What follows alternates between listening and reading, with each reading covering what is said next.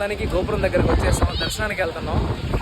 ఇగో ఊరు నాయనలో ఉన్న మనం ఏం చేయలేము. ప్రస్తుతానికైతే గిరి ప్రదక్షిణకి వెళ్తున్నాము దీపం పెట్టుకొని. చూద్దాం మరి నిజంగా గోపురం క్లోజ్ చేస్తారా లేకుంటే మనకు అలా అబద్ధం చెప్పారు.